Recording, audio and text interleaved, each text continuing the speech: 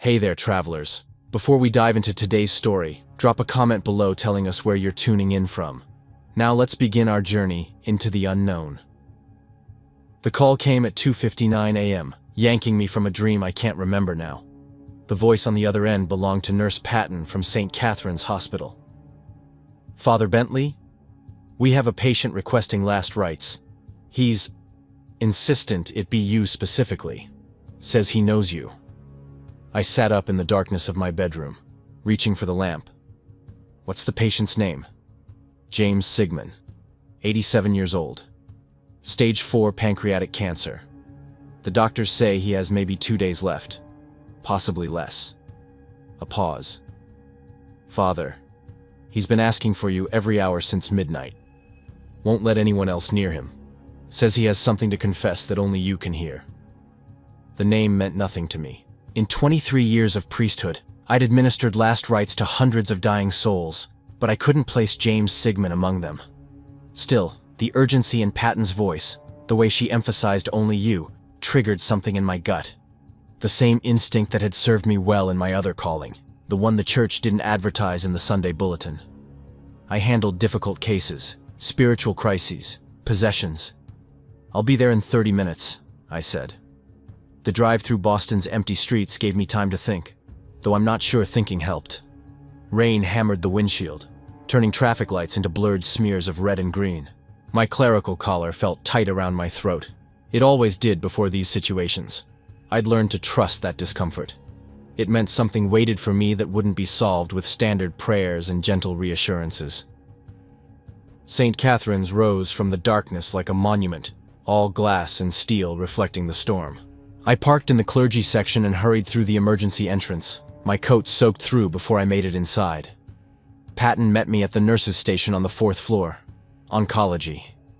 She looked exhausted, dark circles under her eyes making her appear a decade older than her 40-some years. Room 447, she said, handing me a visitor badge. Father, I need to warn you. Mr. Sigmund is... lucid isn't the right word. Alert. Sharp as a knife, despite the morphine. But he's saying things that... She stopped, choosing her words carefully. Things that upset the staff.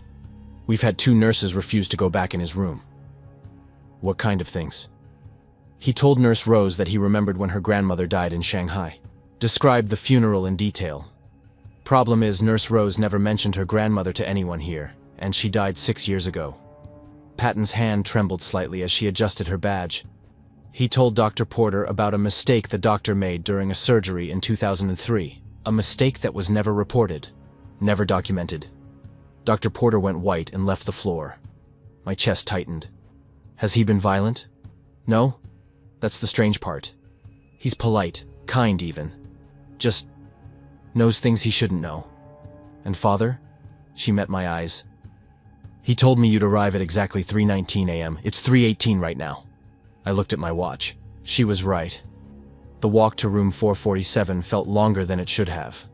The hallway stretched ahead, fluorescent lights humming overhead, the smell of antiseptic mixing with something else, something faint and wrong that reminded me of churches during exorcisms, that copper-sweet scent that clung to the air when something unholy pressed against the boundaries of our world. I knocked once before entering. James Sigmund sat propped up in bed, oxygen tubes in his nose, IV lines running into both arms. But his eyes, God help me, his eyes were fully alive, bright, clear, ancient in a way that made every instinct I possessed start screaming warnings. He was thin, the cancer eating him from within, but he smiled when he saw me. A genuine smile that held warmth and something else. Recognition. Father Stephen Bentley, he said, his voice stronger than it had any right to be. Thank you for coming. Please, close the door. What I need to tell you isn't for anyone else. I did as he asked, then approached the bed slowly. Mr. Sigmund, I'm told you requested me specifically. Have we met before? No. But I know you. I know about the Carver case in 2019, the girl in Dorchester who spoke in languages she'd never learned. I know about Father Mitchell's failure in Providence last year, and how you were called in to finish what he started. His smile widened slightly. I know because I've been watching the church's specialists for a very long time. You have a reputation, Father. You're one of the few who actually believes. My hand moved instinctively to the small vial of holy water I kept in my coat pocket. What are you? Observant. He gestured to the chair beside his bed. Please sit. I don't have much time, and there's a story I need to tell before this body gives out completely. A story about God, the real one, not the version they teach in seminary. I remained standing. If you're expecting me to participate in some deathbed blasphemy, I'm expecting you to listen, James interrupted, and for just a moment, something flickered in his eyes. Something that wasn't human, wasn't dying, wasn't bound by the flesh that imprisoned it. Because what I'm about to tell you is the truth. A truth I've carried for 4,000 years. And I'm tired, Father. So incredibly tired of carrying it alone. 4,000 years. The words hung in the air between us. Impossible and absolute. I sat down. James, or whatever wore James Sigmund's body, took a breath that rattled in his chest. When he spoke again, his voice carried the weight of ages, of centuries compressed into sentences. My true name is Azeroth. I am what your faith calls a demon. I was cast down with Lucifer when the morning star fell, condemned to wander the earth, to tempt and corrupt and witness humanity's descent into the same pride that destroyed us. For 2,000 years after the fall, I did exactly that. I possessed kings and murderers, whispered in the ears of tyrants, encouraged every dark impulse that flickered in human hearts. He paused, studying my face. I kept my expression neutral, though my hand gripped the chair arm hard enough to hurt. But 4,000 years ago, in ancient Mesopotamia, I possessed a merchant named Anatum. He was dying of fever, his family starving, and his prayers had gone unanswered. Easy prey. I slipped into his flesh one night, wore his life like a coat, and prepared to ruin whatever remained of his miserable existence. The rain hammered against the window, making shadows dance across the walls. The next morning I went to the market in Ur, and that's where I met him. Azeroth's voice softened, taking on a quality that might have been reverence. A potter. Middle-aged, calloused hands, simple robes. He was selling clay vessels, nothing remarkable. But when I walked past his stall, he looked up and smiled at me. And Father, I knew. Somehow, impossibly, I knew exactly who this potter was. Who? The word came out as barely a whisper. God. The Creator. The one who cast me down. He was living as a human, walking among mortals, selling pots in a dusty market in Ur. I wanted to call him insane, to reach for my holy water and begin the rituals I'd performed dozens of times. But something in his voice stopped me. Not compulsion. I'd been trained to resist that. This was different. This was the sound of absolute certainty mixed with something I never expected to hear from a demon's lips. Wonder. He called me by the merchant's name, Azeroth continued. Asked if I wanted to buy a water jug. I stood there, stunned, waiting for divine judgment, for holy fire, for annihilation. Instead, he just smiled. Started telling me about the clay he'd used, how he'd fired the vessels, how the glaze had turned out better than expected. Completely mundane conversation, as if I wasn't a demon wearing stolen flesh, as if he didn't know. But he did know, I said. Yes, I realized that quickly. He spoke to me in perfect Sumerian, but occasionally used words from languages that wouldn't exist for another 1,000 years. He made references to events that hadn't happened yet, and his eyes, Father, you can't fake what I saw in his eyes. The weight of eternity, the exhaustion of omniscience. He was God, absolutely and undeniably, but he was also just this man, this potter. Azeroth shifted in the bed, wincing. I could see the pain breaking through whatever supernatural force was keeping him conscious. I bought a jug, I don't know why. Then I asked him why he was here, in this market, pretending to be human. Do you know what he said? I shook my head. He said, I wanted to know what it feels like, to wake up without knowing everything, to wonder what tomorrow brings, to be hungry and tired and uncertain, to be them. The machines monitoring James Sigmund's body beeped steadily. a metronome marking the seconds of a life drawing to its close. But Azeroth's voice gained strength, as if the memory itself provided fuel. We talked for hours that day, about clay and weather and trade routes, completely ordinary topics. He never acknowledged what he was, and I never revealed what I was, but we both knew. And at the end of the day, he invited me to share his evening meal. Said he'd purchased too much bread and dates, and it would be a shame to waste food. You accepted. I did. And that night, over bread and beer in his small rented room, he asked me what I thought of humanity. Not as God asking a demon, but as one observer asking another. So I told him the truth, that I found them fascinating and horrifying in equal measure, that their capacity for cruelty matched their capacity for kindness, and I couldn't predict which impulse would win in any given moment. Azeroth's eyes grew distant, looking at something beyond the hospital room, beyond the present moment. He listened, really listened. Then he said something I've never forgotten. That uncertainty is the entire point. I gave them free will because a love that's chosen is infinitely more valuable than a love that's programmed. But free will means they can choose hatred instead. Choose violence, choose selfishness. And I have to let them, because the alternative is creating slaves, not children. The words settled over me like snow, cold and undeniable. We became... friends isn't quite the right word. Companions. He knew what I was. I knew what he was. But we continued this strange dance of pretending we were both just humans discussing philosophy. I followed him for years, watched him work as a potter, then as a carpenter, then as a shepherd. He moved between cities, between civilizations, always taking the simplest roles, always observing. He was studying humanity, I said. No, he was experiencing them. There's a difference. Azeroth leaned forward slightly. God knows everything, Father. Every thought, every action, every possible outcome. But knowing isn't the same as feeling. He came down because he wanted to feel what it was like to be mortal, to have skin that bruises, and a stomach that hungers, and a heart that breaks. How long did you follow him? The first time? 15 years. Then the body I was wearing died, killed in a raid by bandits from the north. I was expelled back to the spaces between, furious that I'd lost track of him. But 3 years later, I possessed another human, an Egyptian scribe, and I went looking. Found him in Memphis, working as a stonecutter on a minor temple project. Azeroth smiled, and despite everything, it looked genuine. He recognized me immediately. Not the body. He knew I was the same demon in different flesh. Greeted me like an old friend. Said he'd wondered when I'd find him again. We picked up right where we'd left off, as if no time had passed at all. And that's when I understood what he was doing. What? He was lonely, Father. The loneliest being in all creation.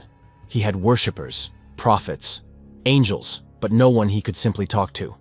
No one who saw him as something other than the Almighty. Except me. I was damned, cast out, beneath his grace, which meant I was the only one who could treat him as an equal. The implications of that statement crashed over me. God seeking companionship from a demon because everyone else was too busy worshipping to simply be with him. For 4,000 years, I followed him.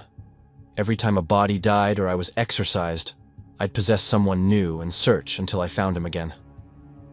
We traveled through Egypt and Babylon, through Persia and Greece and Rome. We were in Alexandria when the library burned, in Rome when Caligula declared himself a god, in Jerusalem when the temple fell. You were there during the crucifixion? The question escaped before I could stop it. No. That's the strange part. Azeroth's expression grew complicated. He vanished for 33 years, just disappeared completely. I searched everywhere, possessed dozens of bodies trying to find him, but he was gone. Then, in 33 AD, he reappeared. Found me in Antioch, wearing the body of a Greek merchant. He looked different, more tired somehow. Older in a way that had nothing to do with the physical form he wore. He'd been Jesus. Yes. Though he never spoke about it directly, never explained what happened, just said he'd been busy. But I could see it had changed him. Something about living a complete human life, from birth to death, from innocence to execution. It had marked him in ways even I couldn't fully understand. Azeroth paused, accepting a sip of water from the cup on his bedside table. His hands shook, mortality reasserting itself. We continued our journey. Through the fall of Rome, through the Dark Ages, through the rise of Islam and the Crusades. Always moving, always watching. He never interfered. Never once used his power to stop wars or prevent atrocities. Just observed, took notes in whatever language was current, and asked me questions about what I saw in human nature. Why didn't he intervene? I asked, though part of me feared the answer. Free will. Always free will. He was obsessed with it, Father. Believed that any interference would corrupt the entire experiment. If he stopped one murder, he'd have to stop them all. If he prevented one war, he'd have to prevent every conflict. And then humans wouldn't be making choices. They'd just be actors in a play he was directing. So he watched them suffer. He watched them choose. Azeroth's voice hardened slightly. And sometimes they chose to help each other. To sacrifice for strangers. To forgive the unforgivable. Those moments, those rare, brilliant moments, justified everything for him. Proved that the capacity for genuine goodness existed within them, unchosen by divine mandate. The rain had stopped without me noticing. The room felt smaller now, the walls pressing in with the weight of centuries. We were at Thermopylae, Azeroth said quietly. Did you know that?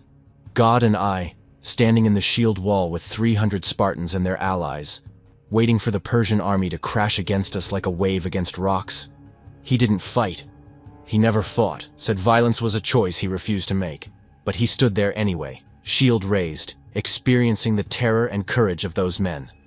And you? I fought. Killed 37 Persians over 3 days, felt the impact of every spear thrust, every sword slash. And at night, when the battle paused, he and I would sit by the fires and talk about what we'd witnessed. The brotherhood between the soldiers. The way fear and duty warred within them. The absolute certainty that they would die, and their choice to stand anyway. Azeroth's breathing grew labored. The machines beside his bed began beeping more insistently. But he waved off my concern, determined to continue. We were at Hastings in 1066. Fought on opposite sides, actually. He with the Saxons, me with the Normans. Survived the battle, met afterward on the field among the dead and dying. He asked me what I'd learned from the English defeat. I said I'd learned that courage wasn't enough when facing better tactics and equipment. He said he'd learned that humans would die for abstract concepts like honor and loyalty to a king who'd never even known their names. Both truths. Both equally important. You participated in wars together? I couldn't keep the horror from my voice. Not together. Alongside each other. He never killed. Never raised a weapon. But he'd volunteer as a medic. A cook, a scout, any role that let him experience war without perpetuating it. I had no such compunctions. I was still a demon, Father. Still fundamentally corrupted. The blood and chaos felt like home to me. Did he judge you for that? Never. That's what made it bearable. Azeroth's eyes glistened, not with tears, but with something beyond human emotion. He'd stitch wounds while I dealt them. He'd pray over the dying while I ended them. And afterward, we'd discuss what we'd seen, what we'd learned, without condemnation or approval, just observation. The night pressed against the window, absolute and dark. I glanced at my watch, 4:23 a.m. I'd been in this room for over an hour, listening to a demon tell me stories about God living as a vagrant philosopher-warrior through human history. Every instinct screamed that this was a trap. That Azeroth was weaving an elaborate lie designed to corrupt my faith, to make me question the foundations of everything I believed. But I'd performed dozens of exorcisms, interviewed countless possessed souls, and I'd never heard one speak with this particular tone. This exhausted, melancholic certainty. The Renaissance, Azeroth continued, his voice barely above a whisper now. Florence, 1478. We were there when the Pazzi conspiracy tried to assassinate Lorenzo de' Medici during Easter Mass. watched men cut down Lorenzo's brother Giuliano right in front of the altar, stabbed 19 times while the choir sang. God stood in that cathedral, surrounded by murder done in his house, on his holiest day, and I saw his hands shaking. What did he say? Nothing. For 3 days he didn't speak, just wandered the streets of Florence, looking at the art, at the architecture, at all the beauty humans had created in his name. Then he found me in a tavern and said, "They're capable of such magnificence. Why does it always come with this much blood?" What did you tell him? I said because blood is the price of everything worth having. Beauty, freedom, faith, they're all paid for in suffering. He asked if I believed that was necessary. I said I didn't know, but it seemed to be the only pattern that held true across every civilization, every era. Azeroth closed his eyes. He didn't respond, just went back to watching, waiting, hoping they'd prove me wrong. The machine's beeping grew irregular. Nurse Patton's face appeared briefly at the door window, concern written across her features. I held up a hand. 5 more minutes. We need to speed this up, I said gently. Your body is failing. I know. Azeroth opened his eyes. I can feel it shutting down, system by system. Strange how much it matters, even to me, even after all this time. He took a shuddering breath. The 30 Years' War, the Napoleonic Wars, the American Civil War. We saw them all, Father. He kept hoping each one would be the last, that humanity would finally learn, finally choose peace. But they didn't. No, they got better at killing, more efficient, more thorough. His voice dropped to barely audible, and then came the trenches. The way he said it made my blood cold. World War I, 1914. He insisted we enlist in the French army. Said this war was different, that he needed to understand what had changed. So we joined. Me as a soldier, him as a medical corpsman. And Father Bentley. Azeroth's hand reached out, gripping my arm with surprising strength. That war broke something in him, something I'd never seen crack before. What happened? We spent 4 years in hell, in mud and gas and the screaming of boys who'd left home thinking they'd be heroes. God tried to save them, tried to patch their bodies back together while artillery shredded the trenches around us. I killed Germans who were just as terrified as we were. And every night we'd sit in the dark, listening to men cry for their mothers, and he'd ask me the same question. What question? How do I fix this? How do I give them free will without giving them the capacity to create mechanized slaughter? And I had no answer, Father. For 4,000 years I'd watched humanity with him, and I had no answer. Azeroth released my arm, his hand falling back to the bed. That's where part 1 ends, he whispered. With God covered in blood that wouldn't wash off, asking questions that had no answers, still refusing to interfere, still believing their choices mattered, still hoping. His eyes closed, exhaustion finally claiming him. Come back tomorrow, Father Bentley. There's more to tell. About the Second War, about Hiroshima, about the day God finally decided he'd seen enough. I'll be here, I heard myself say. I left room 447 as dawn began breaking over Boston. My faith shattered and reformed a dozen times over. I didn't know if I'd heard truth or the most elaborate lie ever constructed. But I knew I'd return tomorrow. Because if even a fraction of what Azeroth said was real, then everything I thought I knew about God, about demons, about the cosmic war between good and evil, all of it was infinitely more complicated than any theology had ever suggested. The elevator doors closed, and I caught my reflection in the steel. A priest who'd just spent an hour listening to a demon talk about being best friends with God for 4 millennia. I should have been terrified. Instead, I was desperate to hear what came next. I didn't sleep that day. Couldn't. Every time I closed my eyes, I saw James Sigmund's face, or rather, Azeroth's ancient eyes staring out from dying flesh, telling me about God selling pottery in ancient Ur, about standing in shield walls at Thermopylae, about watching the creator of everything sit in muddy trenches, asking questions that had no answers. I went through the motions of my duties. Morning Mass at St. Augustine's, Confession from 3 elderly parishioners whose sins were so mundane I wanted to weep. Mrs. Daphne worried she'd been unkind to her daughter-in-law. Mr. Okoye feared he'd been prideful about his grandson's scholarship. I absolved them with words that felt hollow, my mind replaying Azeroth's voice describing God covered in blood that wouldn't wash off.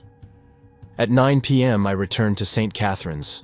Nurse Patton met me at the 4th floor station, her expression grave. "He's been asking for you every hour since he woke up. Won't take his pain medication until you arrive. Says he needs to be clear-headed for what comes next." She hesitated. "Father, Dr. August wants to know what you're discussing with him. The patient's vitals spike during your conversations. Stress indicators that should be impossible given his morphine levels. Tell Dr. August I'm hearing his confession. Patient confidentiality applies. For 8 hours? For however long it takes." Room 447's door stood open. James Sigmund sat propped against pillows, oxygen flowing, IV lines feeding medication his body no longer processed properly. But his eyes were alert, burning with urgency. He smiled weakly when he saw me. "Father Bentley, I was afraid you wouldn't come back. Afraid you'd convince yourself it was all demonic manipulation, a trap for your immortal soul." I pulled the chair close to his bed, sat down heavily. I considered it. Prayed about it for 6 hours. Asked for guidance, for wisdom, for some sign of what I should do. And? Nothing. No answer. Which either means God doesn't care what I do, or... I stopped, unwilling to finish the thought. Or he's not here to answer. Azeroth finished gently. "Yes, that's part of what I need to tell you tonight." He shifted position, wincing. Where did I leave off? World War I, the trenches. God asking how to give free will without enabling mechanized slaughter. Ah, yes. Azeroth's gaze went distant. We survived Verdun, the Somme, Passchendaele. 4 years of watching the flower of European youth fed into a meat grinder for strips of mud that held no strategic value. When the armistice came in November 1918, we walked away from the French army and disappeared into the countryside. He paused, accepting water from a cup I held to his lips. For 10 years, we wandered. He spoke less and less. Took jobs in villages, on farms, in factories. I think he was searching for something, evidence that humanity had learned, had changed, had grown beyond what he'd witnessed in those trenches. And in small ways, he found it.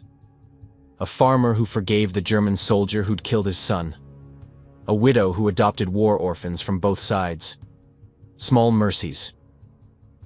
But it wasn't enough, I said. No, because the world was preparing for another war. We could both feel it coming. The economic collapse, the rise of fascism, the old hatreds festering beneath temporary peace. In 1939, when Germany invaded Poland, he found me in a Paris cafe and said just 2 words. "We're going." Azeroth's hands trembled on the bedsheet. This time, we enlisted in the American Army. Both of us. He used forged papers claiming to be a Canadian volunteer. I possessed a farm boy from Iowa whose family wouldn't miss him. We went through basic training at Fort Benning, Georgia in the summer of 1942. Got assigned to the same unit, 2nd Battalion, 16th Infantry Regiment, 1st Infantry Division. The specificity of it sent chills through me. These weren't vague historical references. This was detailed, personal testimony. "The big red one," I whispered. "They fought in North Africa, Sicily, Omaha Beach. We were at all of them, Father." Azeroth's voice grew stronger, as if the memories provided fuel despite the body's deterioration. Our first real engagement was Kasserine Pass in Tunisia, February 1943. First major battle between American and German forces. We got destroyed. He closed his eyes, and when he spoke again, his voice took on the quality of someone reliving trauma. The Germans came at us with panzer tanks and battle-hardened troops who'd been fighting for years. We were green, untested, scared kids who'd been civilians 8 months earlier. I remember Private Eddie Colley, 19 years old from Ohio, standing next to me when a tank shell hit our position. The concussion threw me 15 feet.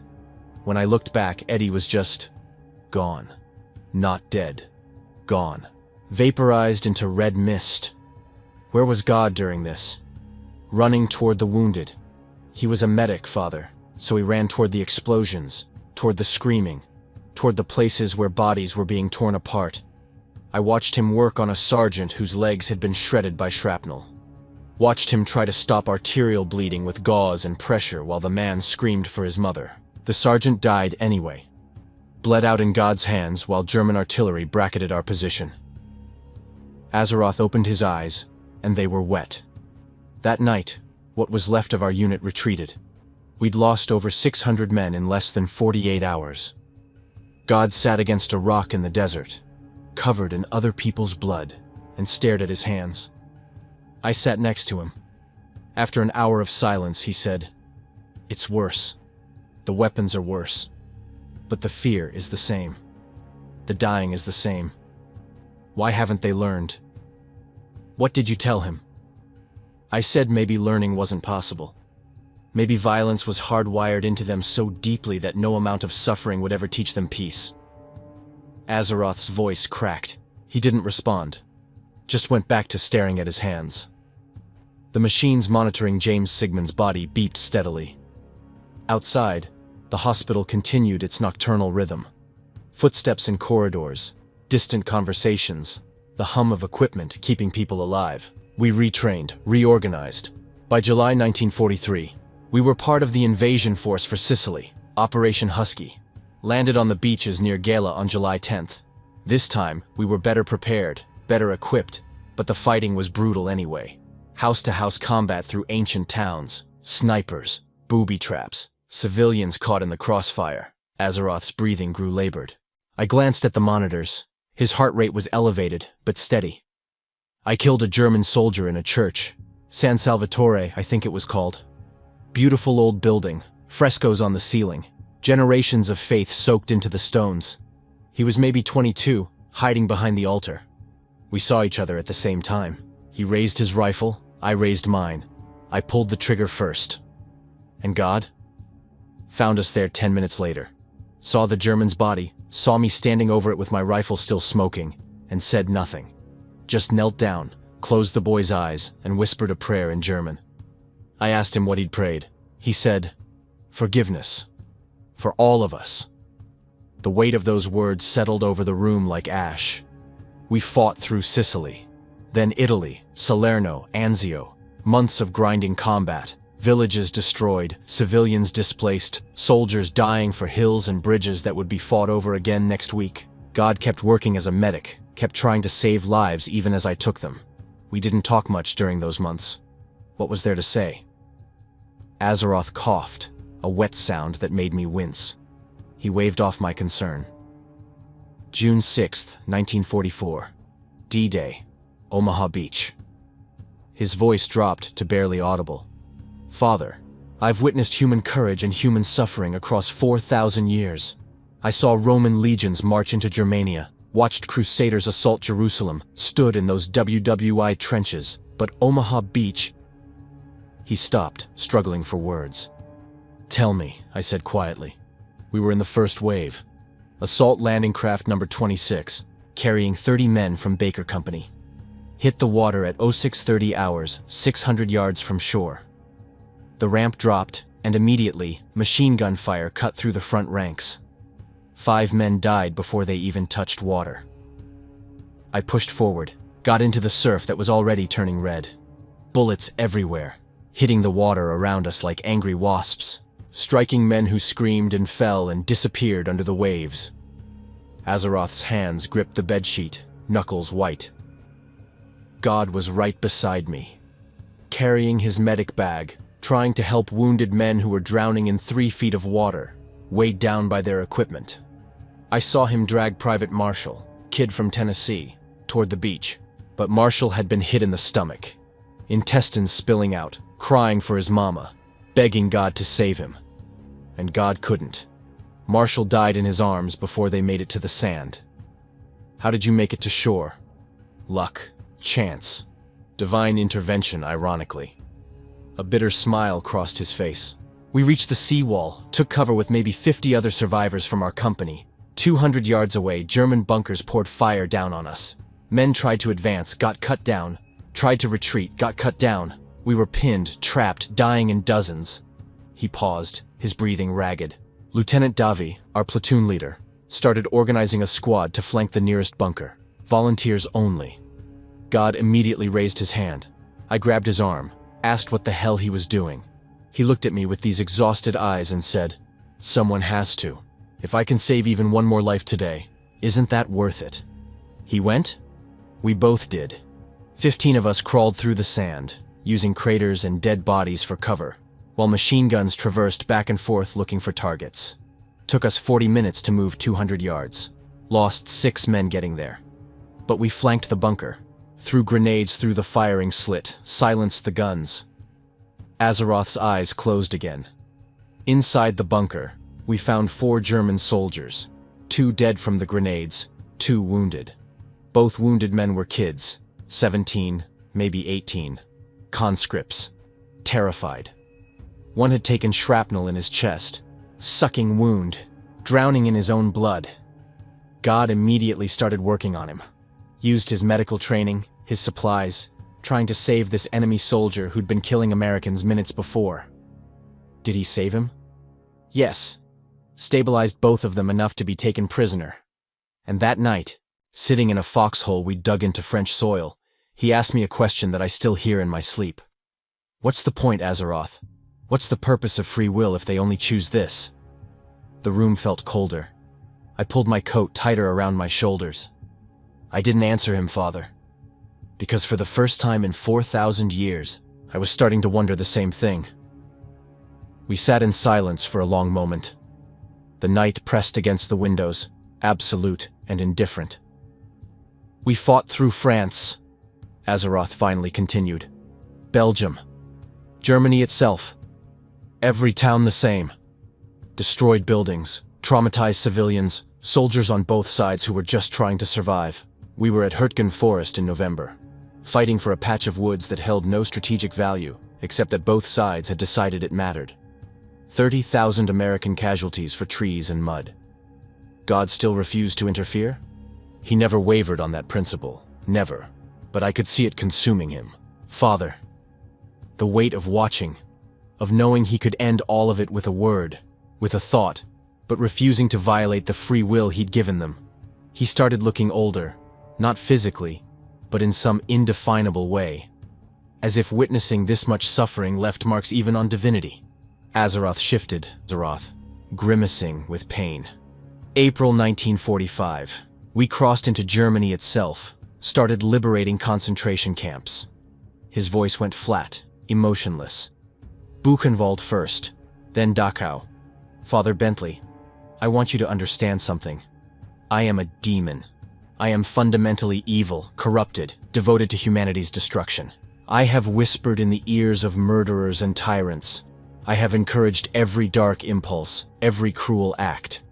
He opened his eyes, and they held an agony that transcended the physical.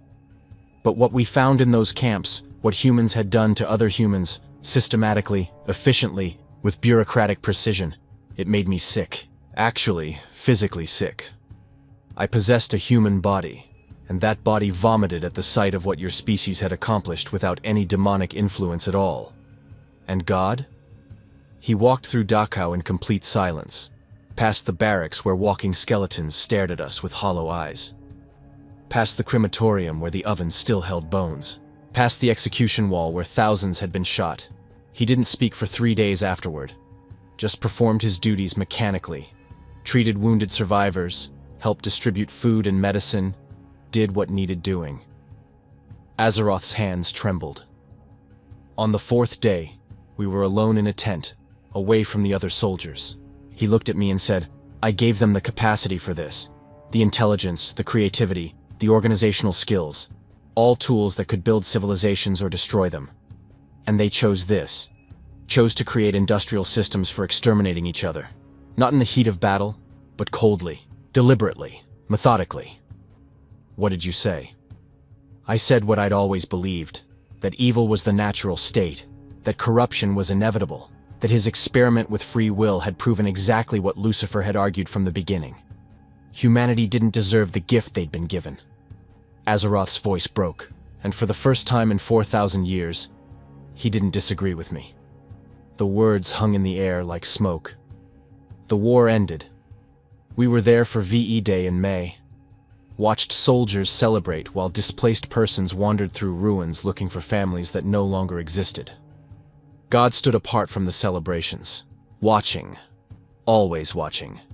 Then in July, we were shipped to the Pacific. Preparations for the invasion of Japan. But the invasion never happened, I said. No.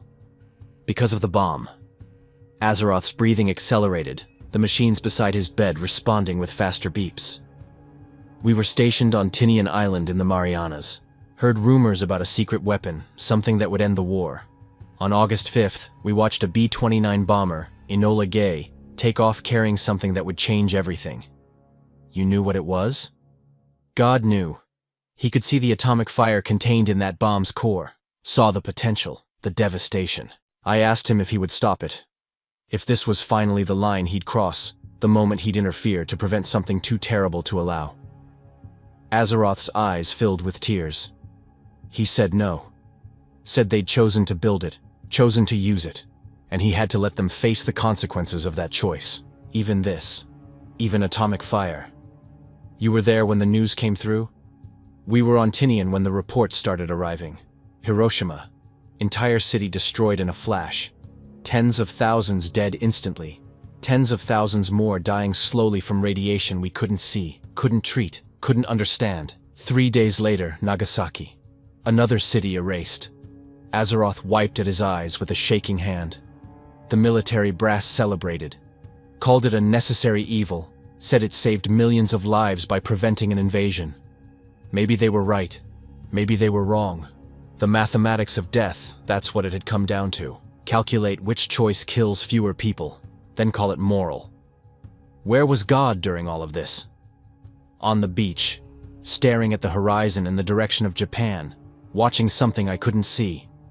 When the reports came through about the full extent of the destruction, the radiation sickness, the people who'd been vaporized leaving nothing but shadows on walls, the children dying from burns and poisoning, he finally spoke.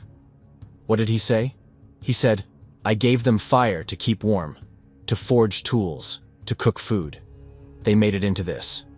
I gave them the atom itself, the fundamental building block of creation. They made it into this. Azeroth's voice trembled. Then he looked at me, really looked at me for the first time since the camps, and said 5 words that I'll never forget. I know what you are. The room seemed to hold its breath. 4,000 years, Azeroth whispered. 4,000 years of following him, possessing body after body, pretending we were just 2 observers discussing humanity. And in that moment, on that beach, he acknowledged that he'd known all along. Known I was a demon. Known I was damned. Known I'd been wearing stolen flesh for millennia. Why reveal it then? Because he'd reached a decision. A conclusion he'd been avoiding for centuries, maybe millennia. He turned to me fully and said, You've been with me since through empires and eras, through humanity's worst moments and their finest. You've helped me understand them better than any prophet ever could, because you see them clearly, without the burden of loving them the way I do. Azeroth's chest heaved with emotion. I asked him what he meant. He said, I love them too much. I love them despite their cruelty, despite their hatred, despite their endless capacity for causing suffering. That love blinds me, makes me hope for changes that never come. But you see them as they truly are. Capable of creating beauty and horror in equal measure. Capable of both transcendent goodness and systematic evil. And you've watched them choose, again and again, to embrace the darkness. He was saying you were right. He was saying we were both right. That humanity contained all of it. The divine and the demonic. The creator and the destroyer. But the question was whether the balance could ever shift.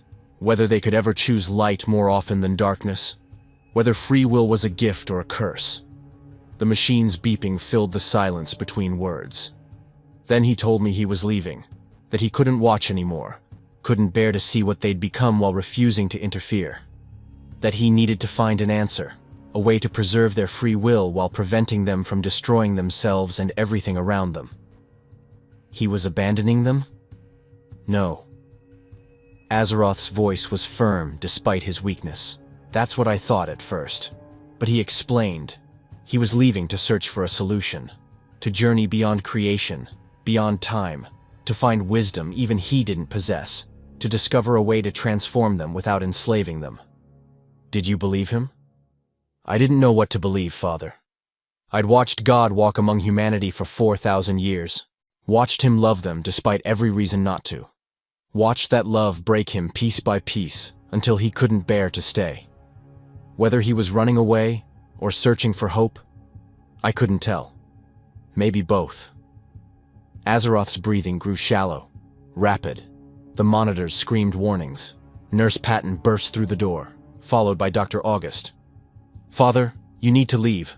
Now," August barked, moving to James Sigmund's side. "No!" Azeroth gasped, gripping my hand with surprising strength. "Tomorrow.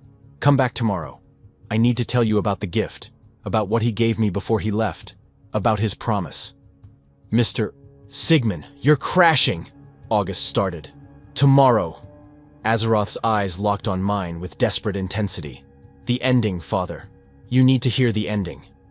Patton injected something into his IV. Within seconds, Azeroth's grip loosened, his eyes fluttering closed.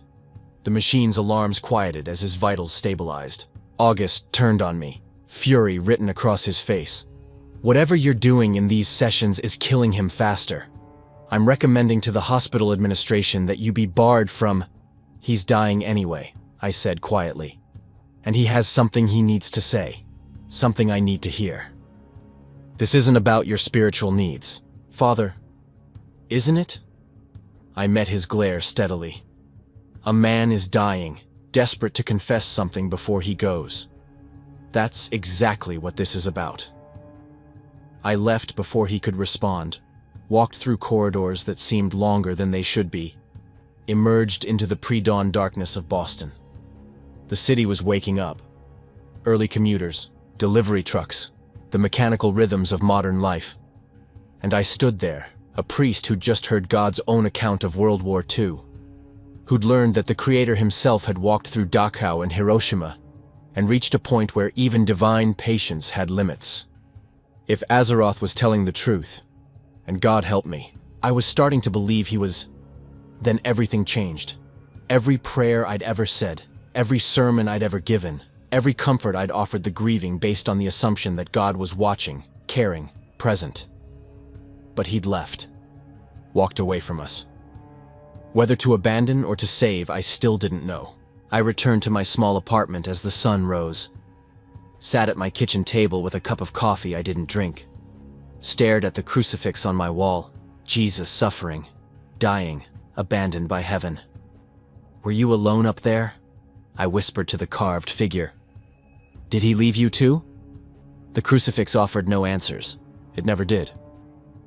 But tomorrow I'd return to room 447. Because Azeroth had promised me an ending, a resolution to 4,000 years of companionship between creator and demon.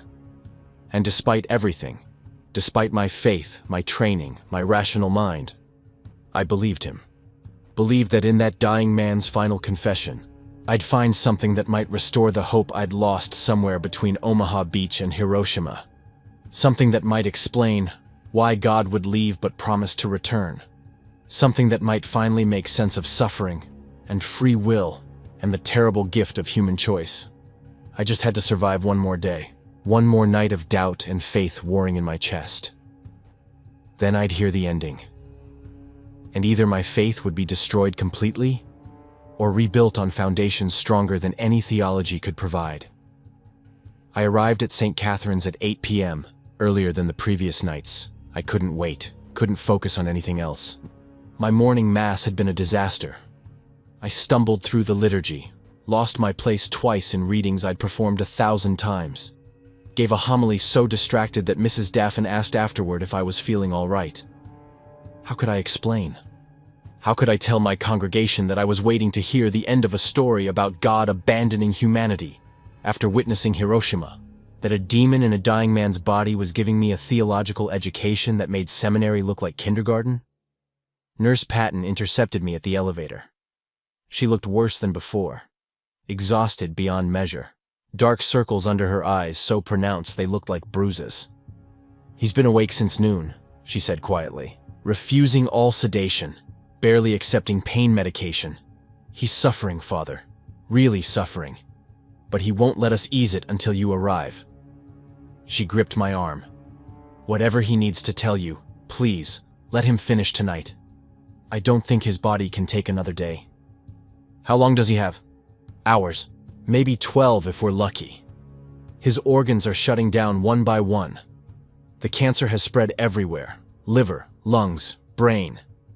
He should be unconscious, delirious, but he's lucid. Perfectly, impossibly lucid." Her voice dropped to a whisper. "It's not natural, Father. Whatever's keeping him alive isn't medical." I nodded slowly. "I'll hear his confession, all of it, tonight." Room 447's door stood open. James Sigmund lay propped against pillows, his body visibly deteriorating. The flesh had sunken against his bones, giving him a skeletal appearance. Yellow jaundice colored his skin, his breathing came in shallow labored gasps, but his eyes, Azeroth's ancient, terrible eyes, burned with fierce intensity. "Father Bentley." His voice was barely a whisper, but crystal clear. "Thank you for coming, for believing enough to hear the rest." I pulled the chair close enough that I could take his hand. It felt like holding paper, fragile, ready to tear. "Tell me," I said simply. "Tell me what happened after God revealed he knew what you were. Tell me about the gift." Azeroth smiled, and despite the pain etched into every line of his face, that smile held genuine warmth. September 1945. 2 weeks after Nagasaki. Our unit was still stationed on Tinian Island, but the war was over. Men celebrated, wrote letters home, made plans for futures they thought they'd never have. God and I stood apart from the celebrations, on the beach where we'd watched the Enola Gay take off. He paused, accepting water from a cup I held to his lips. He told me he'd decided, that he was leaving Earth, leaving humanity to face the consequences of their choices without his direct observation. I asked where he was going. He said he was going searching, beyond creation, beyond the boundaries of what he'd made, into spaces even angels couldn't perceive. Searching for what? A solution, a way to reconcile free will with survival. How to let them choose without letting them destroy themselves and everything he'd created. He said he'd been wrestling with this problem since the first murder, Cain and Abel, and he still didn't have an answer. But somewhere, in the infinite possibilities beyond reality, there had to be a way. Azeroth's grip on my hand tightened slightly. I begged him not to go, asked what would happen to them without him watching, without his presence even as a passive observer. He said they'd continue exactly as they had been, making choices, building civilizations, tearing them down, creating beauty and horror in equal measure. That his presence or absence wouldn't change their fundamental nature. But it would change everything, I whispered. That's what I argued. I said that even if he didn't interfere, the knowledge that he was watching, that he cared, that he existed, that mattered. Gave them hope, gave them something to reach toward. Azeroth's eyes glistened. Do you know what he said, Father? He said hope built on his passive observation wasn't real hope. It was just postponed despair. That if humanity needed him physically present to choose goodness, then they'd never truly be free. The words cut deeper than any theological argument I'd ever encountered. Then he looked at me with this expression I'd never seen before. Something between sorrow and gratitude. And he said, "You've been faithful in your way, Azeroth. For 4,000 years, you've walked beside me when you could have been anywhere else. You've helped me understand them through the lens of their darkness. That's a gift I can never repay." What did you say? I told him I didn't do it for him. That I'd followed because I was curious, because watching humanity with someone who actually understood them made the observation meaningful. That I'd stayed because... Azeroth stopped, his voice breaking. Because for 4,000 years, I gotta feel like something other than a damn thing. Gotta feel like a companion to God instead of his enemy. Tears ran down his sunken cheeks. And that's when he gave me the gift, Father. The gift I've carried for 80 years. The gift that's ending tonight in this hospital room. I leaned forward, hardly breathing. He said my faithfulness deserved more than I could imagine. That he was going to do something unprecedented. Something that violated the laws he'd established when the universe began. He was going to give me a choice. A real choice. Not the illusion of choice demons are cursed with. What choice? He reached out and touched my forehead. The forehead of the body I was possessing. A young soldier named Luke Whitford from Michigan. And I felt something happen that I still can't fully explain. He separated me from Luke, drew my demonic essence out of his flesh and held it suspended, independent, while Luke's soul, which had been dormant, trapped for the years I'd possessed him, woke up. Azeroth's breathing became more labored. The machines beside his bed began beeping warnings, but he waved off my concern. Luke looked around, confused, terrified. Asked what happened, where he was. God explained gently, told him he'd been possessed, that years had passed, that the war was over. Luke broke down crying. Not from fear, but from relief. He'd been aware the whole time, trapped in his own body, unable to control anything. Forced to watch as I used his hands, his voice, his life. That's horrific, I whispered. Yes. And Luke wasn't the only one, Father. Azeroth's voice grew stronger despite his body's deterioration. God asked me how many I'd possessed over the millennia. I told him, hundreds, maybe thousands. Bodies I'd worn and discarded, souls I'd trapped and abandoned. Men, women, young and old, people with families and dreams who I'd stolen and destroyed. The weight of that confession settled over the room like snow. Then God did something that broke every rule of creation. He reached back through time, all 4,000 years, and he found them. Every single soul I'd ever possessed. Souls that should have been lost, consumed, destroyed by demonic occupation. He pulled them out of wherever they'd been trapped and gave them peace. He freed them all? Everyone. I felt it happening. Felt the connection to each possession being severed. Felt the weight of 4,000 years of theft being lifted. Enadam, the Sumerian merchant, the Egyptian scribe, the Greek scholar, the Roman soldier, hundreds of others whose names I'd forgotten, but God remembered. He gave them what I'd stolen. Passage to wherever souls go when their lives end naturally. Forgiveness. Rest. Azeroth sobbed, a raw, broken sound. Then he turned to Luke Whitford and asked if he wanted the same thing. Immediate peace, an end to suffering, reward for enduring years of imprisonment in his own body. Luke said yes. God touched his forehead, and Luke's soul simply left, went home. I could see it in his eyes, the relief, the joy, the end of pain. He smiled at God, whispered thank you, and was gone, leaving you with an empty body. Yes, God explained what he'd done. He'd freed Luke's soul but left his body intact, alive, healthy. And he gave me the choice. I could leave that body, return to being a demon as I'd always been, cursed and damned. Or I could stay in Luke's body, live out a complete human life, and at the end, at the moment of death, I could choose again. Choose what? Whether to return to hell as a demon, or to return to God as something else, something new. Azeroth's eyes locked on mine with desperate intensity. He said he was giving me the chance to understand humanity not as an observer or a possessor, but as one of them. To experience a full human life, birth to death, with all the joy and suffering that entails. And at the end, if I still wanted to be his enemy, he'd accept that. But if I wanted to come home, to return to what I was before the fall, he'd find a way to make that possible. My throat closed with emotion. What did you choose? I stayed. Became Luke Whitford in truth, not just in stolen flesh. God gave me one last piece of advice before he left. He said, live well. Love deeply. Experience everything I created with the wonder I intended. And when your time comes, you'll know what choice to make. Azeroth's breathing grew ragged, painful to hear. So I did, Father. I lived. I went home to Michigan, found Luke's family, and met them as their son returning from war. His mother cried and held me. His father shook my hand with pride. His younger sister showed me drawings she'd made while I was gone. And I, a demon who'd spent 4,000 years corrupting and destroying, I felt their love and didn't know what to do with it. Did you tell them the truth? Never. How could I? I became Luke, went to college on the GI Bill, met a woman named Sarah at a library in Ann Arbor. She was studying literature.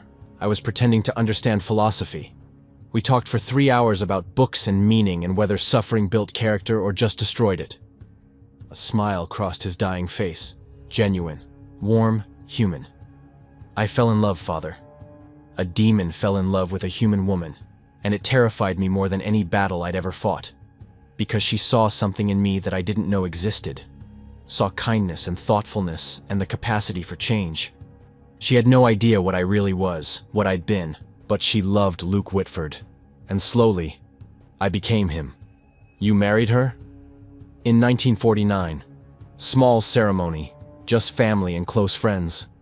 When the priest said, "Till death do you part," I meant it with everything I had. 80 years old now, Father, and I still remember how she looked in that dress. How her hand trembled in mine. How I promised before God, before the same God who'd given me this impossible second chance, to love and honor her. Tears flowed freely down both our faces now. We had 3 children, Misha, Becca, and Danny. I held each one minutes after they were born, and Father, I understood something I'd never comprehended in 4,000 years of existence. I understood why God loved humanity despite everything. Because when you hold your child for the first time, when you feel that tiny heartbeat against your chest, you'd burn the world down to keep them safe. You'd forgive anything, endure anything, sacrifice anything. Did they know? Never. They grew up thinking I was just their dad, taught them to ride bikes, helped with homework, walked Becca down the aisle when she got married, held Danny when his first love broke his heart, watched Misha become a teacher and shape young minds with patience I didn't know humans possessed. Azeroth's chest heaved with the effort of speaking. Sarah died in 2003, cancer like what's killing this body now. I held her hand as she went, told her I loved her, promised I'd see her again. And I meant it, Father. Because by then, I'd made my choice. I knew what I wanted when my time came. To go home, I whispered. Yes. To return to God not as Azeroth the demon, but as something new. Something that understood both darkness and light, corruption and redemption, hatred and love. Something that could help him find the answer he's searching for. The machine's beeping grew more erratic. Nurse Patton appeared at the door, her face stricken. Father, we need to— Not yet, Azeroth gasped. Not yet. The ending. He needs to hear the ending. Patton hesitated, then nodded and stepped back. Azeroth gripped my hand with what little strength remained. Before God left that beach in Tinian, before he gave me the gift and disappeared, I asked him one final question. I asked if he'd ever come back, if humanity would ever see him again, or if he was abandoning them forever. What did he say? He said, "I'm not abandoning them. I'm searching for a way to save them. And when I find it, when I understand how to give them free will without the capacity for self-destruction, I'll return. I'll end their suffering, not through force or judgment, but through transformation. I'll create something new, Azeroth. A world where all my creatures can live in genuine peace, where choice exists, but cruelty doesn't. Where they can be fully themselves without destroying each other." Azeroth's voice dropped to barely audible. I asked how long it would take. He said he didn't know. That searching beyond creation meant entering spaces where time didn't exist the way we understand it. It might take centuries by Earth's measure, millennia. But he promised he wouldn't give up, wouldn't abandon the search until he found the answer. And you believed him? Father, I watched God live among humanity's worst for 4,000 years. Watched him endure the trenches and the camps and the atomic fire. watched it break his heart piece by piece, but never break his love for them. If anyone can find a way to redeem free will itself, to solve the unsolvable problem of choice and consequence, it's him. The machines screamed warnings. Dr. August rushed in with a crash cart. "We're losing him!"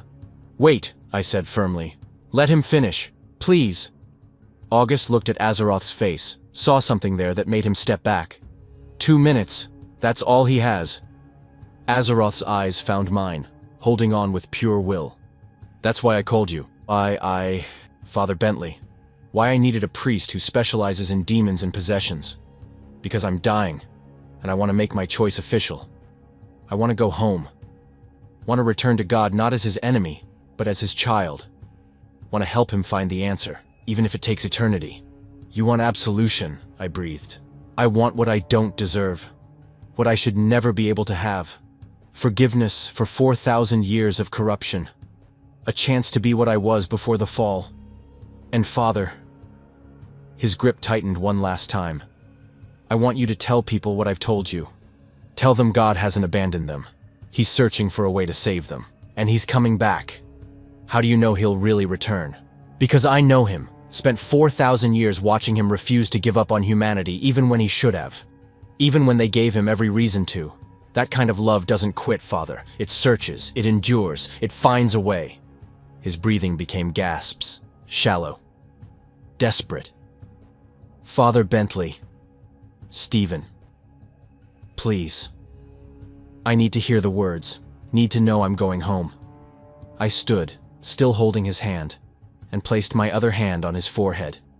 My voice shook as I began the prayer, not the standard last rites, but something deeper. Something that acknowledged what I was absolving. Azeroth. Luke Whitford. Child of God who has traveled so far from home. I speak with the authority given to me by the Church, but more importantly, with the understanding you've given me of what God truly wants. You are forgiven. Every possession, every corruption, every sin across 4,000 years, forgiven. Tears streamed down my face. You chose to become human, chose to love and be loved, chose to understand them not as prey but as family. That choice matters. That choice redeems. And when you leave this body, you won't return to hell. You'll go home. To the God who gave you this gift, who believed you could change, who's waiting for you to help him find the answer. "Thank you," Azeroth whispered. Peace flooded his features, transforming the pain into something approaching joy. "Thank you for believing, for listening, for understanding that demons can change if given the chance." "Go home," I said through my tears. "Tell God we're waiting. Tell him we're holding on. Tell him to hurry, because we need him." "I will." Azeroth smiled one last time. "I promise, Father. I'll tell him everything. And I'll help him find the way back. Help him create that new world where all his children, angels, demons, humans, can finally live in peace." His eyes closed. The machines flatlined. Dr. August moved forward, checking for pulse, for breath, for any sign of life. After a moment, he looked at me and shook his head. Time of death, 9:47 p.m. But I barely heard him. Because in that moment, I felt something in the room. Not a presence exactly, but an absence becoming filled. A space that had been empty for 80 years, suddenly occupied by something vast and warm and impossibly ancient. I felt God, not speaking, not manifesting, just noticing, acknowledging, welcoming home a demon who'd chosen to become human, who'd chosen to love, who'd chosen to change. And in that moment, standing in room 447 of St. Catherine's Hospital, holding the hand of a dead man who'd lived 4,000 years, I understood what Azeroth had been trying to tell me. Faith isn't believing God is present.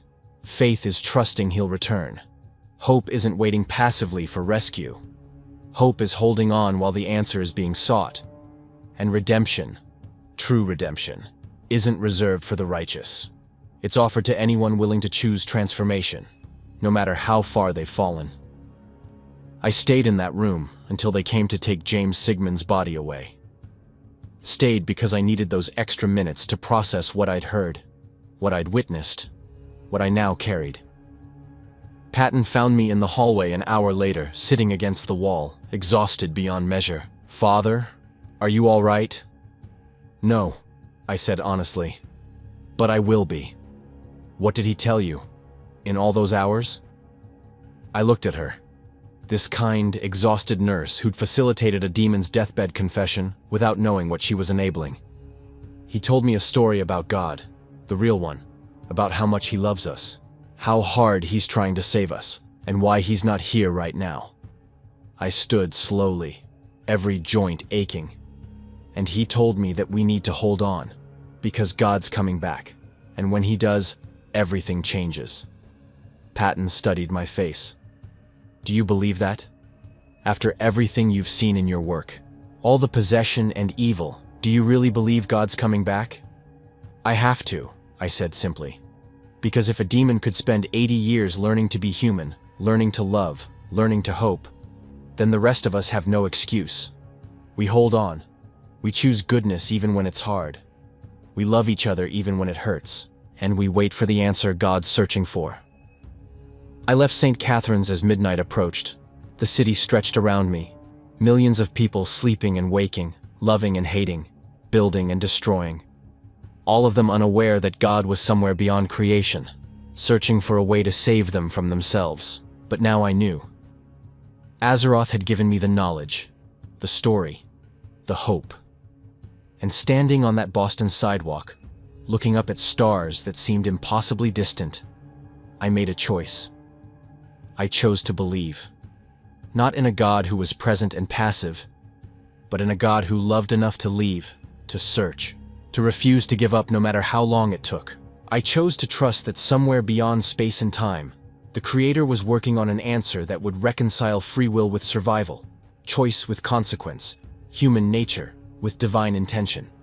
And I chose to wait, to hold on, to tell Azeroth's story to anyone who'd listen. Because 4,000 years of companionship between God and demon had taught me something seminary never could. Redemption is always possible. Change is always achievable. And God's love is patient enough to search eternity for a way to bring all his children home. Even the fallen ones. Especially the fallen ones. I walked back to my car, got in, and sat in the silence. Tomorrow I'd write down everything Azeroth had told me. Every detail, every story, every moment of God's journey through human history. I'd preserve it, share it, make sure the world knew. God hasn't abandoned us. He's searching for a way to save us, and when he finds it, he's coming back. Until then, we wait. We hope.